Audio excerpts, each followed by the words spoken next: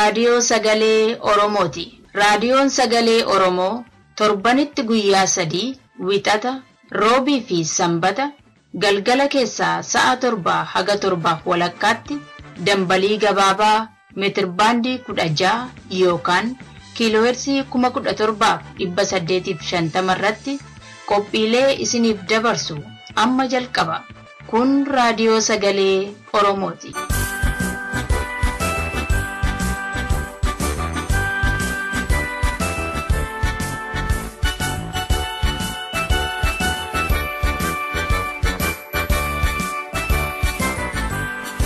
Har'a guyyaan fulbaana 8 bara 2014 dhaggeeffattoota keenya kabajamoo nagaan keenya bakka jirtanitti isin haa ga'u. Qophiilee keenya hordofuuf akka isinii toluttu sagantaa har'aaf qabnu durseen isin beeksisa. Qophii hundee keessatti miseensa boordii waldaa Maccaaf Tuulamaa kan turan obbo Laggasaa Deettii waliin gaaffiif deebii godhame kutaadhumaa isiniif dhiyeessina. Qophiin fayyaa hawaasaa immoo waa'ee qusannaa maallaqaa irratti kan xiyyeeffate. Hunda dura oduutu dhiyaata. An kan isin keessummeessu Lalisee Wadaajooti. Amma gara oduutti isin dabarsa. Akka mooltan dhaggeeffattoota keenya amma oduu saatii kanaaf qabnu sin dhageessisaa. An oduu kan sin dhageessisu Dhaabasaa Waaq jiraate. Mootummaan Itoophiyaa dargaggoota Oromoo naannoo Ilubaaboor keessa jiran qabee hidhuu itti fufuun gabaafame. Maddeen keenya odeessa nuun gaaniin fincila diddaa gabrummaa godina Ilubaaboor aanaalee garaa garaa keessatti gaggeeffamaa jiru dhaabuudhaaf mootummaan tarkaanfii fudhateen uummata gara 400 ol ta'an maneedhaatti guuruunsaa dhaga'ameera. Akka odeessa achirraa nu dhaqqabe kanaatti yeroo ammaa kana qonnaan bultoonniif dargaggoonni aanaa Mattuu, Hurrumuu, Yaayyoof Daarimuu keessaa walitti guuramanii gara maneedhaatti geeffamaa jiru. Guyyaa har'aa callaa Oromooti 400 ol ta'an mana dabaa godina Ilubaaboraa magaalaa Mattuu keessatti kan argamu mana dabaa Bashirii keessatti guuramanii akka jiran beekameera. Waldaan misooma Tigraay waggoota 3 dhufan keessatti bishaan dhugaatii uummata baadiyyaa Tigraay keessa jiran maraaf dhaqqabsiisuuf akka jiru beeksise. Waldichi akka ibsetti tumsa waldootii wal fakkaatorraa argateen uummata Tigraay baadiyyaa keessa jiraataniif bishaan qulqulluu baasaa jira. Waldichi dabalee akka ibsetti hojii kanaaf birriin biliyoona 1 fi miliyoona 7 akka ramadame illee beekameera. Akka aangawoonni waldichaa ibsanitti waggoota 3 dhufan keessatti uummati Tigraay kanneen baadiyyaa keessa jiraatan guutumaan guutuutti bishaan dhugaatii ni argatu.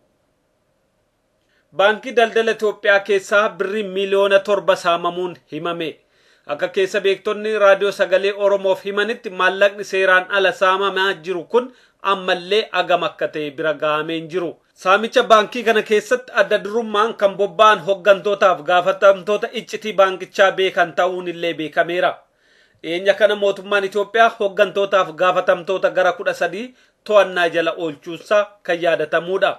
Akka odeessa nu ga'etti namooti saamicha baankii kana gaggeessan hedduun isaanii kan firoomaa fi gaa'ilaan walitti hidhatanidha jedhameera.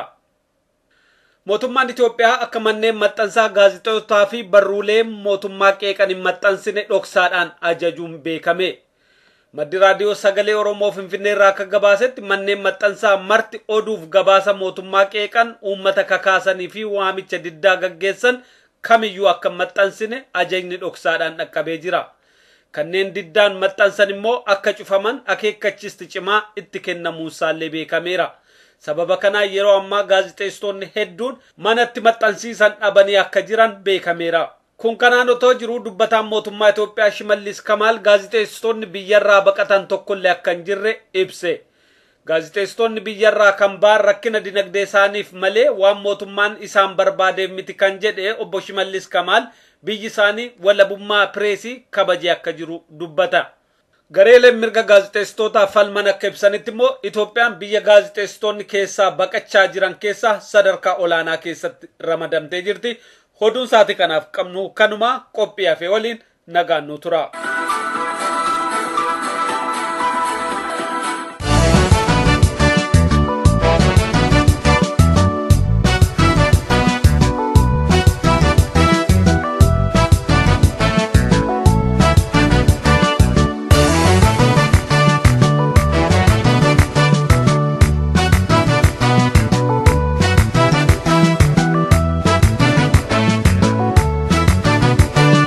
Qophii kabajnaa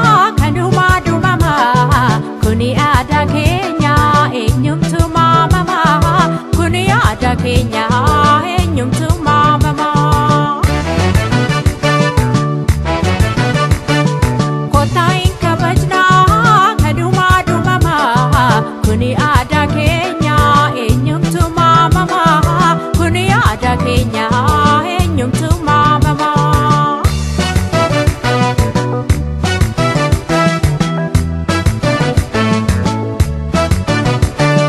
Keelloo qabannee margas dabalannee malkaatti qajeelaa siiqqee daaddaabbaannee.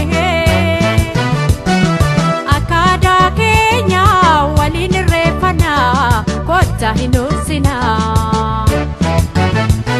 Mareeoo mareeoo mareeoo mareeoo mareeoo mareeoo jennaa.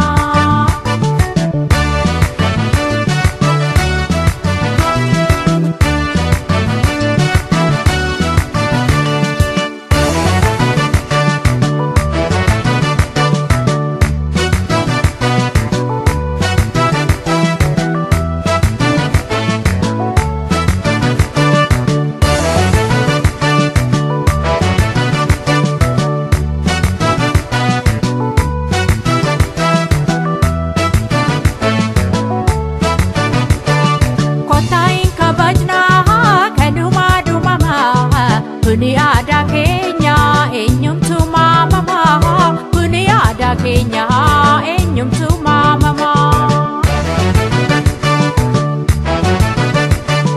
Kottaa hin kabajnaa kanumaa dhumamaa kuni aadaa keenya eenyumtu maamamaa kuni aadaa keenya eenyumtu maamamaa.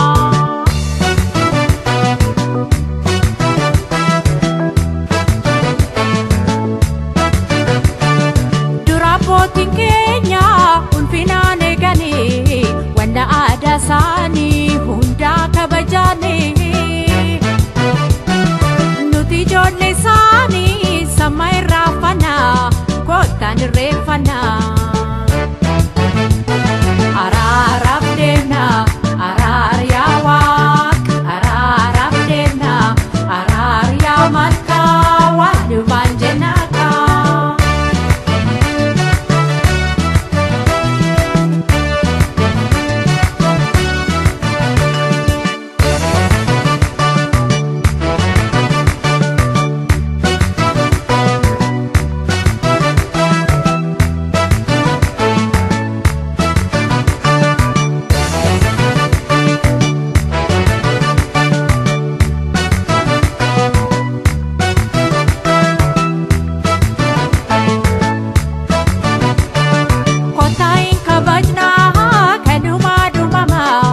Kuni aadaa keenya eenyumtu maamamaa kuni aadaa keenya eenyumtu maamamaa.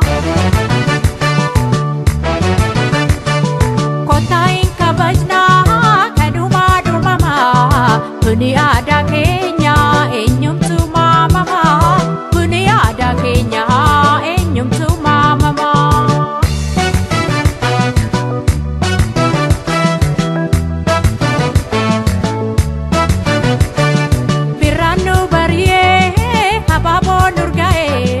Asheenni asheete lafa waliin ga'ee waaqa kana kenneef galata galchinaa kottaa hin iccisnaa.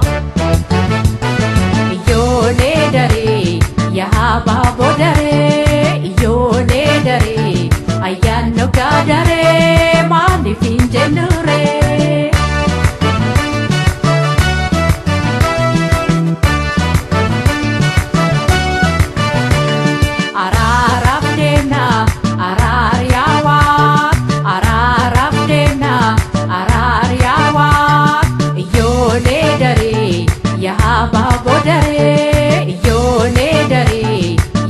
Baaboo daree araaraaf deemnaa araar yaa Waaqa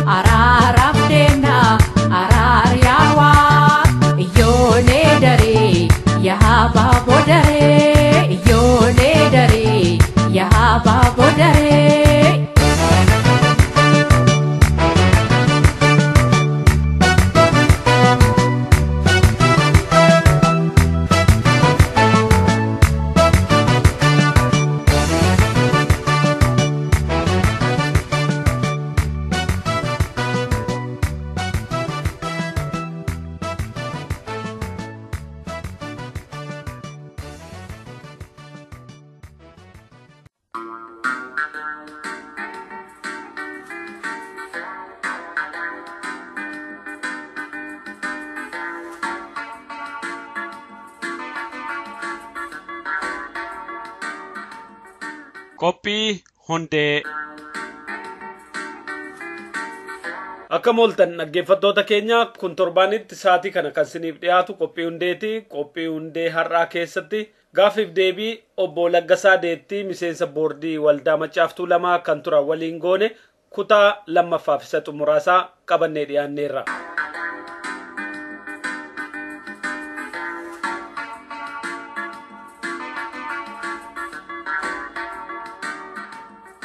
Dhaggeeffattoota keenya kabajamoo akkuma yaadattan obbo Laggasaa Deettii miseensa boordii waldaa Maccaaftuu Lamaati. Bara jireenya isaanii waldaa kana wajjin hidhata guddaa qaban. Sababa waldaa kana keessatti hirmaatanii waan Oromoo guddisu hojjetaniifis mootummoota Itoophiyaa dhufaa darbaan hidhamaa turan. Isaan garuu hidhaan kun nama mirga isaa gaafatu hunda kan eeggatu waan ta'eef akka addaatti ilaalamuun qabu jedhu. Obbo Laggasaan dhiyeenya kana mana hidhaatii ba'ani. Hidhaarraa ba'anillee dhimma saba isaanii dubbachuun dhiifne. Yeroo gaafiif deebii kana isaan waliin goonetti waggaa 50ffaa waldaa Maccaaftuu Lamaa kabajuuf biyya Ameerikaa magaalaa Waashingtan DC keessatti argamanii turan. Akka isaan ibsanitti haga Oromoon jabaatee mirga isaan goonfannetti hidhaa fi gidiraan Oromoorraan dhaabbatu. Jaarmiyaan mirgaa fi dagaagina Oromoof hojjetu kamillee walabatee hojjechuu hin danda'u. Dhiibbaan kun kan Oromoorraa ka'uu danda'u yoo Oromoon jabaatee hojjetee fi mirga isaa goonfate. Oromoon bakka jirutti gaaffii isaa qulqulluu godhee ifaan waan barbaadu adda baasee socho'uu akka qabu gaaffiif deebii darbe keessatti nu dhaamani. Sabni waan barbaadu adda baafatee lafan keewwanne iddoo argetti guggufataa adeemaa jedhu. Gaaffii deebii kana kutaa sadhumaati. Har'a kan qabannee dhiyaanne gara marii sanatti dhiyaadha. Akka amma arginutti dhugaadha karaa adda addaa dhiibbaan Oromoorra gahaa jira.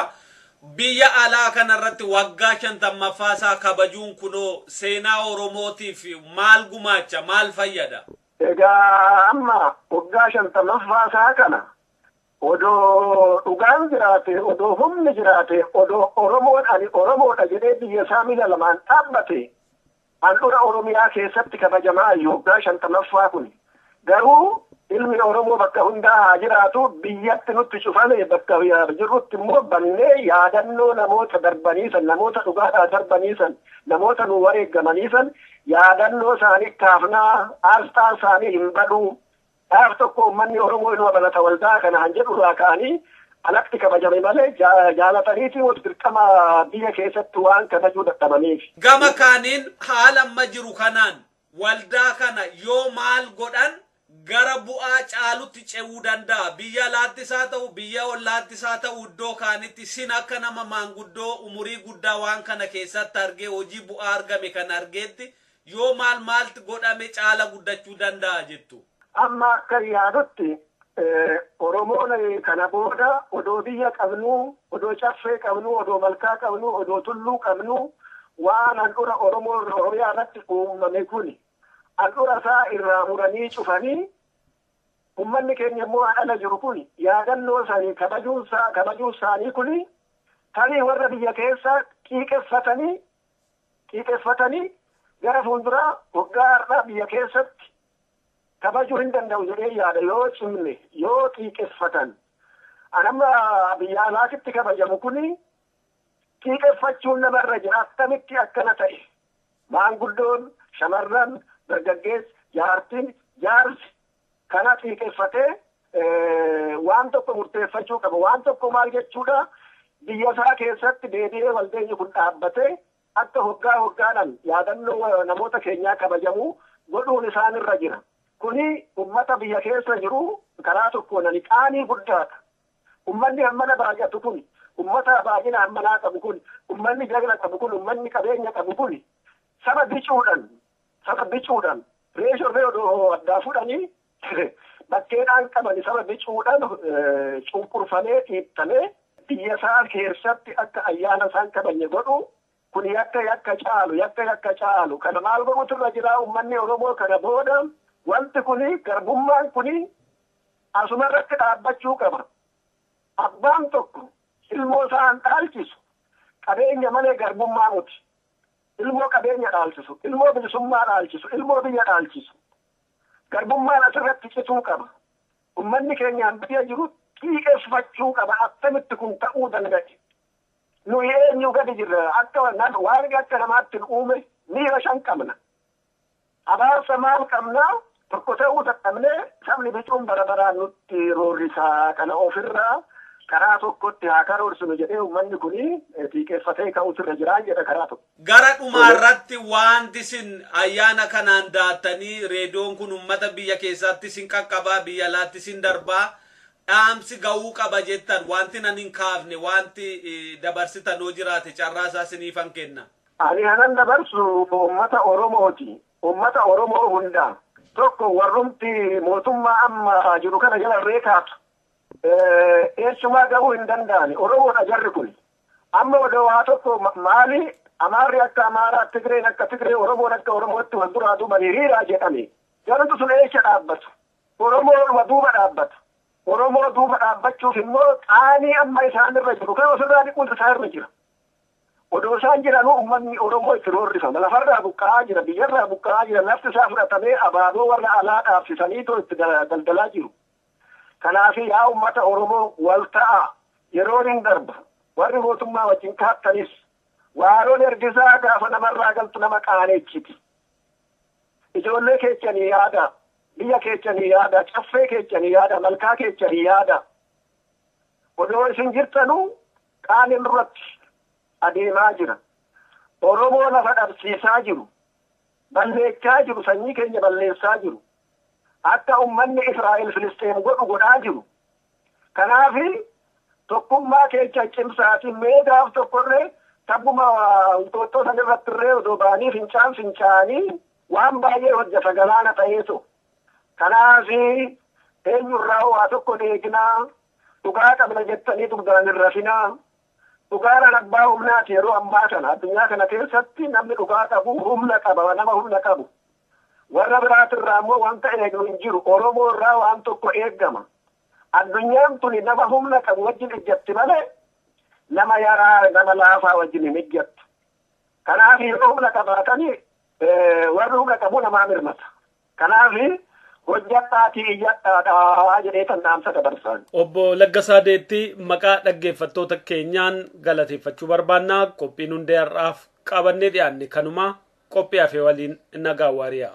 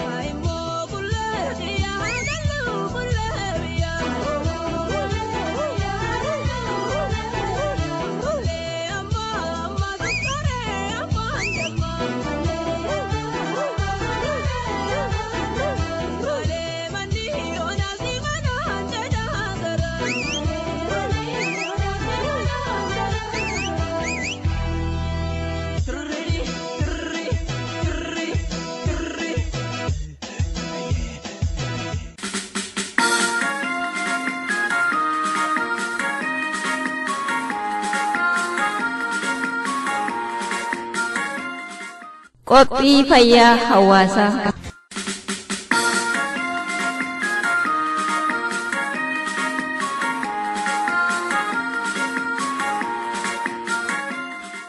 Kabajamtoota dhaggeeffattoota qophii fayyaa hawaasaa akkam jirtu? Qophiin fayyaa hawaasaa torbanitti si'a tokko wiixata isinii darbu amma dhiyaata.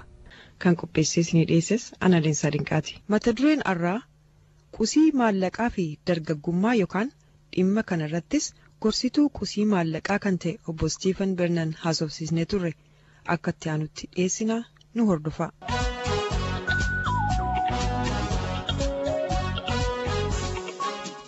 Gaaffii tokkoffaan walumaa gala qabaan yookaan qusiin maallaqaa maaliif barbaachisaadha jedhama kan jedhu ture.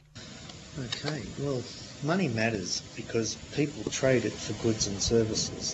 Maallaqni meeshaa daldalaa uummanni guyyaa guyyaatti dhimma itti ba'udha. Uummanni maallaqaan walirraa bitee walittis gurgura. Kanaaf maallaqni jireenya guyyuu dhala namaa keessatti bakka olaanuu qaba. Akka tokkottis maallaqni jireenya dhala namaa to'ata jechuu dandeenya. Kanaaf rakkina maallaqaa qabaachuun yookaan maallaqni namatti waakkatamuun jireenya namootaa itti dhiphisa. Yaaddoos itti naqa. Gara ijoo dubbii keenyaatti yoo deebine dargaggoonni yookaan dardaroonni qaama hawaasaa keessattuu bara keessa jirru kanatti gartuu baasiin bifa adda addaan itti heddummaatu waan ta'aniif qabaa maallaqaa beekuun isaan barbaachisa jennee amanna. Daldaltoonni fi oomishtoonni adda addaa hawaasa keessaa irra caalaa dargaggootaa fi dardaroota irratti xiyyeeffatanii meeshaalee gatii isaaniif baasuu fi gabaa isaaniif qabu dhiyeessu. Fakkeenyaaf dhiyeessiin adda addaa dargaggoota xiyyeeffatee meeshaalee sabquunnamtii warreen akka televizyiinaa, sarara intarneetaa yookaan weebsaayitii adda addaa fi maxxansa yookaan magaazinii garaagaraa irratti yeroo babbaasaman guyyuu agarra. Dardartoonni yookaan dargaggoonni humna gabaa sanaa ho'isaniif ta'anii waan fudhatamaniif daldaltoonni wanneen fedhii dargaggootaa yookaan dardarootaa harkisan gabaa irratti dhiyeessu. Kanaaf dargaggoonni bara akkasii kana keessa waa'ee gabaa maallaqaa beekuu fi beekumsa yookaan ogummaa isaas qabaachuun barbaachisummaa qusii maallaqaa hubachuun gaarii ta'a jechuudha. Gaaffii lammaffaan irra guddeessi rakkoon maallaqaa guyyuu dargaggoota yookaan dardaroota mudatu maal fa'adha? In particular, we know that young people are affected by financial issues with mobile phone debts, debts related to cars such as loans, insurance, car accident debts, credit card payments, fines, arrears, in rent. Keessattuu yeroon har'a keessa jirru yeroo itti dargaggoonni yookaan dardartoonni baasii hedduu adda addaaf saaxilaman akka ta'e olitti dubbannee jirra. Fakkeenyaaf akka itti dhimma bahiinsa mobaayilaa, baasii liqaa konkolaataa kan yoo balaan konkolaataa geessifame, baasii dabalaa suphisiisuuf gaafatuu fi baasii inshuraansii, baasii dursa idaa yookaan kireedit kaard, adaba maallaqaa adda addaa fi kiraa manaa jireenyaa kan kana fakkaatan hundi rakkoo maallaqaa keessattuu dargaggoota yeroo hedduu mudatanidha. Kanaaf warreen kanaa olitti maqaa dhoofne kan yoo akka ta'uu qabutti dhimma ittiin bahaminii fi eeggannoo gahaan hin godhaminii rakkoo maallaqaa keessa dargaggoota yookaan dardartoota buusuu danda'a jechuudha. Kun immoo gama biraan maallaqa qusachuu isaan hanqisa. Kanarraas kan ka'e yaaddoo adda addaa irra isaan buusa.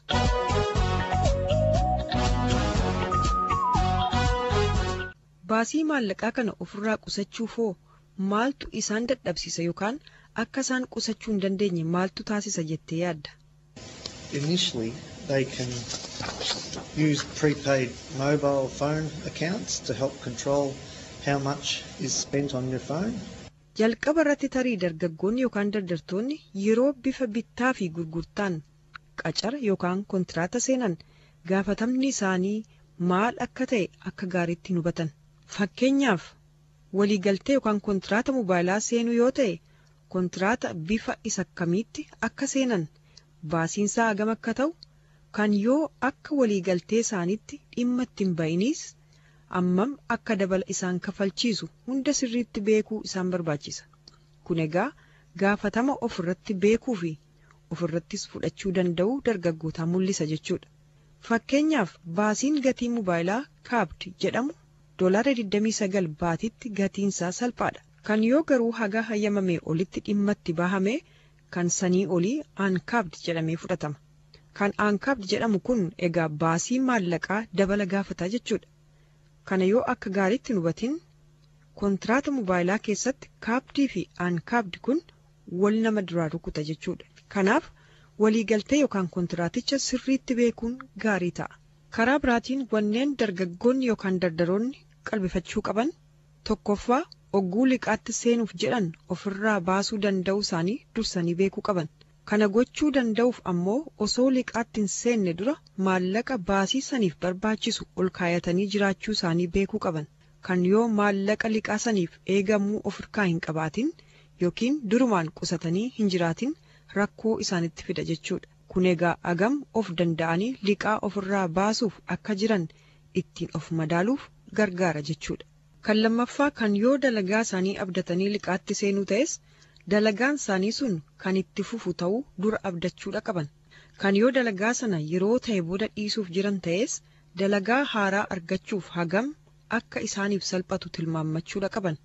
Kan sadaffaa galii fi baasii maallaqa isaanii beekuun hedduu isaan gargaara.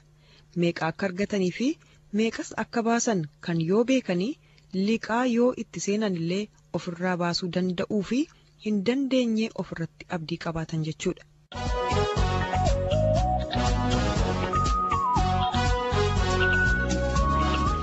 Qusiin maallaqaa kun hagam dargaggoota yookaan dardaroota rakkaa jira jettee yaadda. Rakkoon kunoo hagam isaan miidha. Baasii kana jalaa akkamiin dandamachuu danda'u jetta. Living in Australia is expensive and everyone is vulnerable to overspending and overcommitment, which can cause stress and mental health issues as well as leave inadequate cash for. Jireenya Austraaliyaa keessaa qaalawaa waan ta'eef namuu yeroo itti humna ofii olitti baasiin itti heddummaatu jiraachuu danda'a. Baasii heddummaatu akkasii of danda'uuf jechas yeroo itti maallaqa argatan hunda baasii liqaa akkasii qofarra oolchuu malantu jiraata. Kun egaa nyaataa fi baasii jireenya isaaniif barbaachisu dhabuutti isaan geessa. Kana jechuun ammoo takkaahuu maallaqa ofirkaa dhabuutti isaan geessa yookaan muddama qalbii fi dhiphina sammuu irra dargaggoo fi dardaruu kana buusuu mala. Qusii maallaqaa fi dargaggummaa ilaalchisee qophiin qabnu kanaan hin raawwatu. Qophiin hafan qophii fayyaa hawaasaa itti aanu keessatti sin dhageessisnaa. Har'aaf nagaan nuuf tura.